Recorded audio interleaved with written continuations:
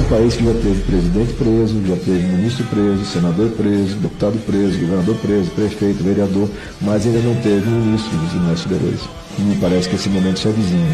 Nós temos ministros que acham normal, cotidiano, caronas em jatinho pago pelo crime organizado, notoriamente pelo crime organizado, não é surpresa.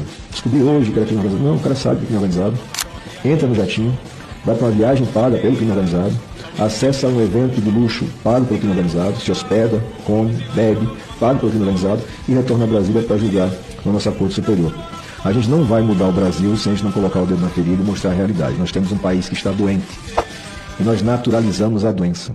Eu não posso me conformar em naturalizar a contratação reiterada de esposas de ministro como se advogadas fossem, na prática, porque são advogadas, devidamente registradas na ordem respectiva, mas você não consegue achar um ato processual que justifique os pagamentos do volume que recebem.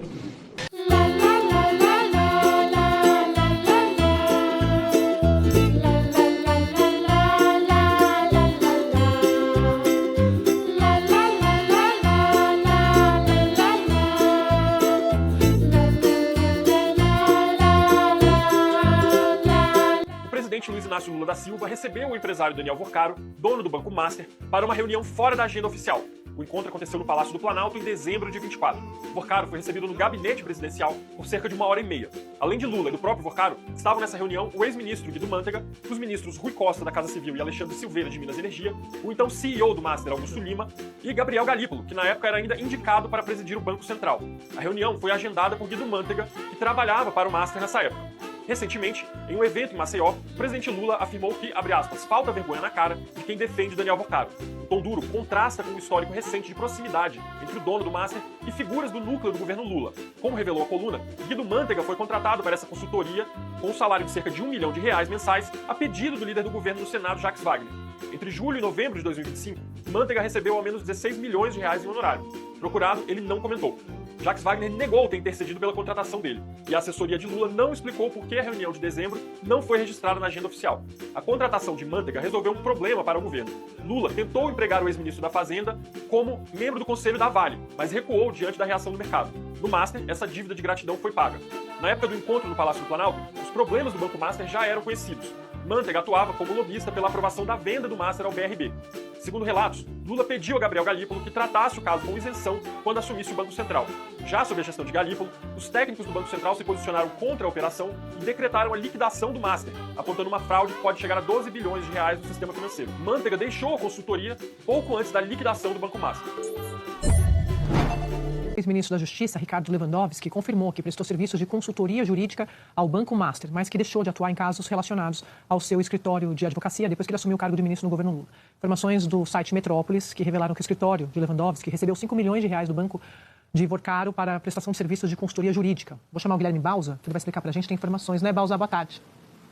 Oi, Sadi, muito boa tarde a você, boa tarde a todos do Estúdio I, você que nos acompanham nesse momento na Globo News. Segundo essa reportagem do portal Metrópolis, o escritório ao qual o ex-ministro Ricardo Lewandowski pertencia recebeu pagamentos mensais de R$250 mil entre agosto de 2023 e setembro de 2025, portanto, durante cerca de 2 anos, para prestar serviços de consultoria ao Banco Master. Agosto de 2023, meses depois de Ricardo Lewandowski ter deixado o Supremo Tribunal Federal, e setembro de 2025, 2 meses antes do Daniel Vorcaro ter sido preso pela Polícia Federal. No meio do caminho, o Ricardo Lewandowski ele foi convidado pelo presidente Lula e assumiu o Ministério da Justiça, isso em fevereiro de 2024. Mesmo assim, o escritório continuou prestando serviços ao Banco Master. Segundo o Ricardo Lewandowski, ele confirmou isso numa nota que foi enviada à nossa reportagem, ele deixou a sociedade, enfim, o escritório, logo depois que assumiu o Ministério da Justiça. A nota diz que depois que ele saiu do STF, retornou à advocacia, além de vários outros clientes, prestou serviço ao Banco Master, mas quando assumiu o Ministério da Justiça, retirou-se do escritório, inclusive suspendeu o registro que ele tinha na Ordem dos Advogados do Brasil, portanto, sem nenhuma relação com esse escritório. Importante dizer que o escritório, ao qual o Ricardo Lewandowski tinha sociedade, pertence aos filhos do ex-ministro. Eu conversei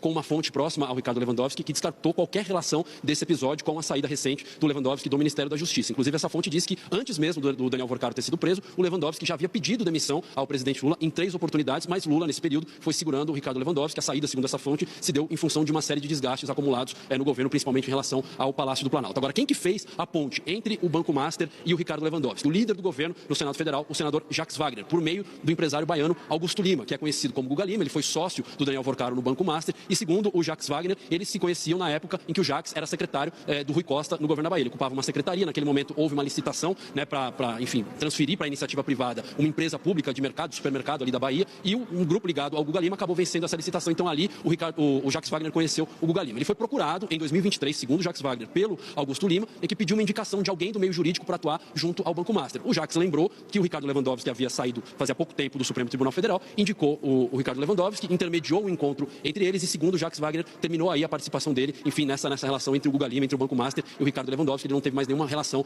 com o Master, né, nesse sentido, nessa aproximação com o Ricardo Lewandowski, que foram as alegações que o Jacques Wagner deu. Inclusive, ele teve uma conversa com o Valdo Cruz e afirmou que, inicialmente, o interesse do Banco Master era que o Lewandowski integrasse o conselho de administração do banco, mas o Lewandowski não aceitou e passou a atuar prestando serviços ali de consultoria, não chegou a atuar em serviços de advocacia e sim de consultoria jurídica, esse escritório ligado ao Ricardo Lewandowski. Sadi, volto contigo. O Banco Master empregou o ex-ministro da Fazenda Guido Mantega, a pedido do líder do governo no Senado, Jacques Wagner, do PT da Bahia. Nesta sexta-feira, o presidente Lula criticou o Banco Master em um evento em Maceió. Sem citá-lo nominalmente, acusou o dono do banco, Daniel Worcaro, de, abre aspas, aplicar um golpe de mais de 40 bilhões de reais. Disse ainda que falta vergonha na cara a quem defende Worcaro.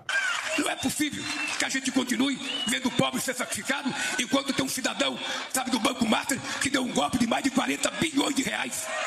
Mais de 40 bilhões de reais. E quem vai pagar é os bancos. É o Banco do Brasil, é a Caixa Econômica que vai pagar, é o Itaú, um cidadão que deu um desfalque de 40 bilhões nesse país. Então, companheiros, tem gente que defende, porque também está cheio de gente que falta um pouco de vergonha na cara nesse país. O discurso duro de Lula contrasta com o passado recente. Até poucos meses atrás, o Master mantinha relações próximas com figuras centrais do PT. Guido Mantega chegou ao Master no início de 2024, depois que o governo Lula desistiu de indicá-lo para o Conselho da Vale, após resistências do mercado. No Master, a tarefa de Mantega era azeitar a venda para o BRB. Pelo serviço, ele recebia um salário mensal que se aproximava de R$1 milhão.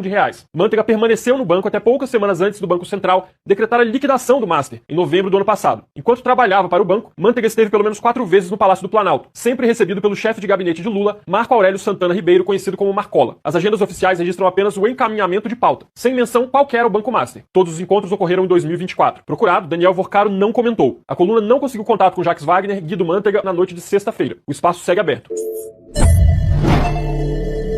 Testemunhas afirmam que o ministro Alexandre de Moraes já esteve ao menos 2 vezes na casa de Daniel Worcaro, em Brasília. Foi na mansão do dono do Master que o ministro conheceu o então presidente do BRB, Paulo Henrique Costa. O encontro, no primeiro semestre de 2025, ocorreu no final de semana e foi armado. Worcaro pediu que Paulo Henrique fosse até a sua casa, porque o homem estava lá. Ao chegar, o então chefe do BRB foi apresentado a Moraes, que estava num ambiente reservado da mansão de Worcaro. 4 pessoas presenciaram a cena narrada à coluna. Naquele momento, o Master buscava no BRB sua tábua de salvação para impedir a liquidação do banco pelo Banco Central. A transação chegou a ser anunciada, mas repercutiu mal no mercado e foi barrada pelo Banco Central por suspeitas de ingerência política. Não foi a única vez que Alexandre de Moraes foi visto na casa de Worcaro. Foi na mansão do banqueiro que o ministro acompanhou o resultado da eleição norte-americana. Em 6 de novembro de 2024, elegeu Donald Trump e seu futuro algoz para um segundo mandato. Naquele dia, segundo relatos feitos à minha coluna aqui no Metrópolis, Moraes estava na mesma área reservada do imóvel, fumando charuto em um ambiente cercado por garrafas de bebida.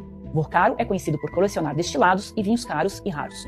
O espaço é descrito como uma espécie de bunker localizado no subsolo, com acesso restrito, 4 poltronas e uma estrutura própria para fumar charuto. Segundo relatos obtidos pela minha coluna, quem circulava pela mansão já sabia que o Banco Master havia contratado o escritório de advocacia da mulher do ministro Alexandre de Moraes.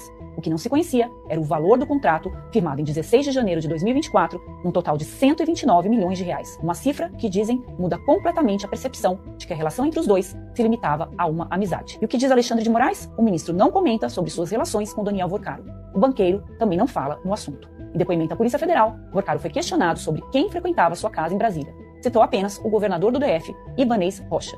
Eu sou Andresa Matais e eu te convido a ler esta e outras notícias na minha coluna aqui no Metrópolis. E a respeito desse desvio do INSS, você acha o quê? Está sendo afetada?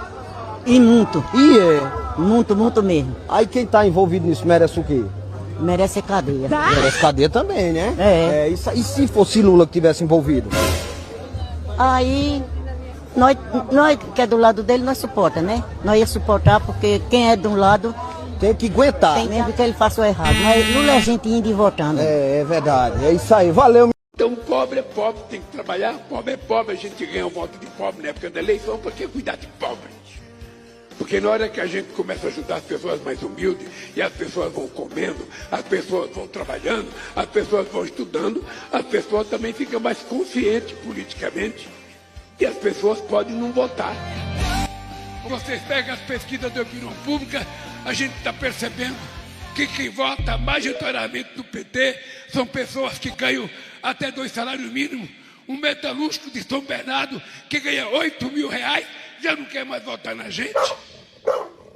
Pega a pesquisa e vocês percebem que quem ganha acima de 5 salários mínimos já tem dificuldade de votar na gente. É porque essa pessoa ficou ruim? Não. É porque possivelmente essa pessoa elevou 1 milímetro o padrão de vida dela, de aprendizado dela, e nós não aprendemos a conversar com ela. Não coloque uma raposa para tomar conta do galinheiro, mesmo que ela esteja vestida de branco.